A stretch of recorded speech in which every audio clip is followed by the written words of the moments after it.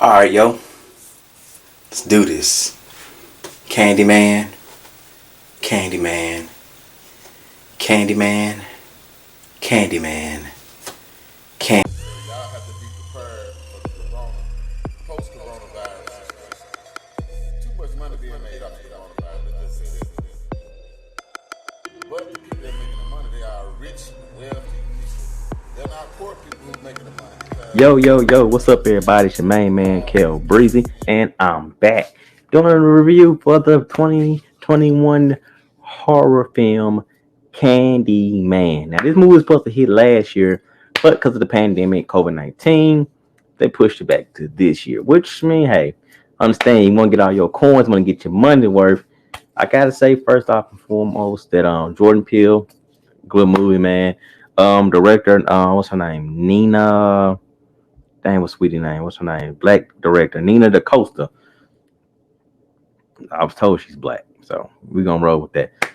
This was a good movie. I will say it's a good movie. I might have a couple spoilers alert, so if you haven't seen the movie, stop watching now. Or if you don't care about spoilers or anything, keep watching. Either way, please keep watching. I don't care. Man, like I say it's a good movie. Because what I don't like about it's pretty short, so I'm gonna start with that. Excuse me. To me, it wasn't scary. It wasn't spooky like that to me. It didn't scare me. It had parts where it was like, oh damn, there he is. Oh man, oh my gosh, is that him? Um, you know what I mean? So that part I didn't like that. I thought it'd be a little more creepy and scary. And the fact that I didn't get to see Tony Todd actually until the end for a few seconds, you can tell they did the whole de-aging of the face like they did for Will Smith and Gemini or in Sam Jackson and Captain Marvel. Um, yeah, for the most part, they had another guy being the Candyman. I forgot his name that quick. His name is Michael something. I forgot his name. Yeah. So for the most part, yeah, he was not. His name in the movie, his name was Sherman. Yeah. So yeah, I didn't like that. I was really hoping to see Tony Todd more than I saw him because his voice, sweets to the sweet. Their voice, man, is very iconic and it's creepy. But yeah, I just that's on a couple things. Cause I don't want to be nitpicking, petty. So okay, because it's a good movie, total good story, and like Jordan Peele other films, it does have like some like racial underline. I don't want to say underline, but a racial connection with this movie between how blacks get treated by whites. So it did. And what I did also like about this movie, like if you haven't seen the first Candyman films, the first three. You really don't have to watch them, but you should because they're great movies. But well, the first one's great. The other two, downhill, good, and okay.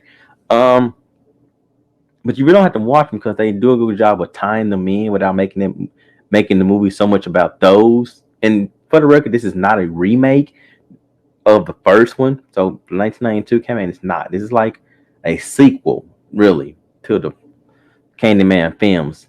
Like I said, you should go watch the other ones because they're worth watching. Tony Todd's great work. He does great what he was dealt with, and especially in the third one, poor CGI. But yeah, and man, big shout outs though to Yaya Abdul-Mateen second. He played Anthony McCoy and his girlfriend Tiana Paris, who played Brianna, and my boy from Fear the Walking Dead, Coleman Domingo. Yes, y'all know him. Walking Dead. Y'all know the dude. Come on. From Fear the Walking Dead. Y'all know him. Don't play. Come on. Y'all know him. Shit. But I can't never remember his name. I'm not gonna lie. I can never remember his name. Victor Strand. He plays Victor Strand on Fear the Walking Dead. Yeah. That's his character. Yeah, he played this and like he his voice is so like it's just becoming iconic, because he had this very well, deep, educated voice. And oh my god, these actors! It was good seeing Vanessa Stell Williams reprise her role as Anne Marie from the first Candyman. It was good seeing her.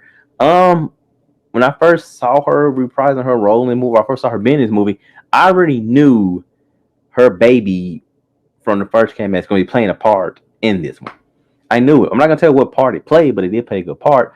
Um, they had some good visual arts, man. The camera work, oh my gosh, the special effects, the visual effects on point in this movie. Very good stuff. I will say that. Good camera angles.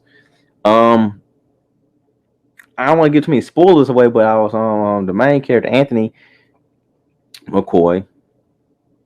It was showing like, man, he got stung by a bee and like how his just arm was transforming and this nasty, this ugh, nasty feeling. The makeup prosthetics stuff was really on point in this movie. And it had a little plot twist, like, oh man, dude, you really doing this to him? You trying to make him, you know? Oh damn. I know there's a lot of white people got killed in this movie. I think only one black person was killed in this film. Everybody was white. It was a reversal we're used to. Well, it's not a reverse. We're used to that actually in horror movies, but you know. So, but I really enjoyed this movie. I can't wait to add this movie to my DVD collection when it comes out. I'm gonna definitely have to get part 2 and 3 on DVD. I got part 1. I don't want to be too long on my reviews, but yeah, this was a really good movie. It was a good, fun movie. Then the best part about it is not long. It's like 91 minutes. It's like an hour and a half long. So you be in and out before you know it because they still manage to tell a good story about a struggling artist. Anthony, he's a struggling artist. His wife, his girlfriend, sorry, she kind of hosts like art galleries and art meetings for like artists. So they show off their art. He's a struggling artist and trying to get back up. He hasn't really put on out like 2 years. You know what I mean? So, and she has a backstory. Her dad was an artist. And sometimes women end up dating guys that like remind them of their father. Her father was a struggling artist, and her boyfriend Anthony, and her brother. He's in the movie, played by Nathan Stewart Jarrett. He plays Troy, Brianna's brother. He's real estate, and it's cool. I love seeing like movies where black people playing like successful people and different kind of different lifestyles, gay, straight, whatever. It's cool. I like that. That was pretty good look. I like that. And, you know, it's not just showing the struggle side of black people. And this movie takes place in Chicago still. It's back in Chicago, the same apartments. My wife from there, she told me about those tower houses, towers that was torn down. Cabrini Towers, high rise apartments. She told me about those. She's from Chicago, so that was cool to know. Oh wow, okay. But they got torn down, and the whole community got gentrified, where white people came and tore down everything and rebuilt it, so they can pretty much move back in to the ghetto they made, and now they fixed up. So, and then raised the market price in that area. As they got torn down and so raggedy and cheap, now they can like, oh, now that we can say everything can be so cheap, so we can fix it up and make it better and raise the price back up. That's how this world works, folks. That's how the world works.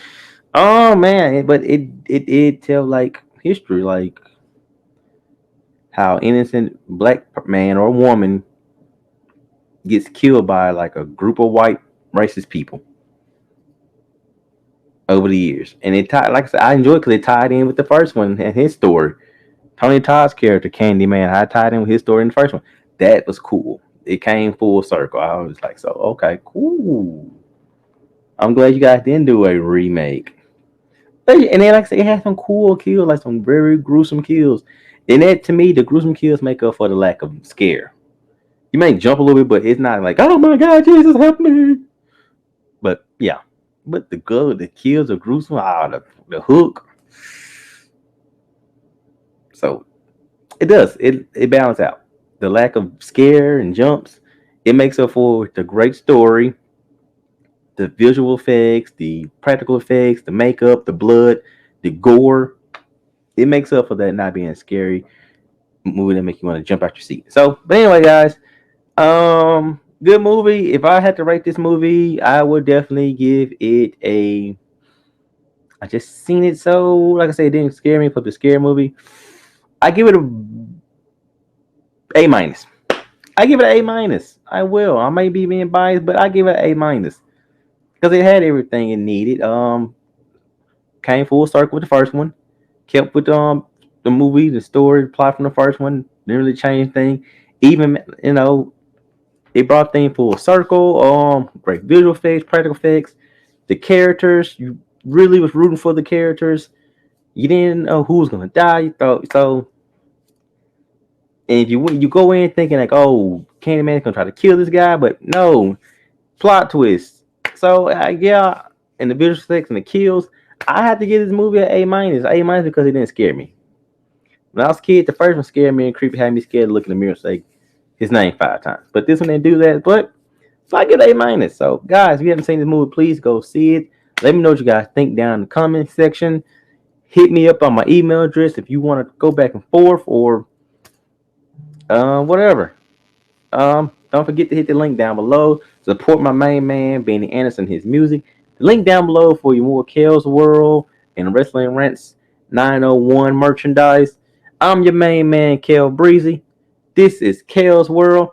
Oh man, I just realized I got a Wrestling Rants 901 logo in the corner instead of Kel's World. But anyway, you're in Kel's World. It's a fun place. It's a happy place. It's a loving place. One love, and I'm out.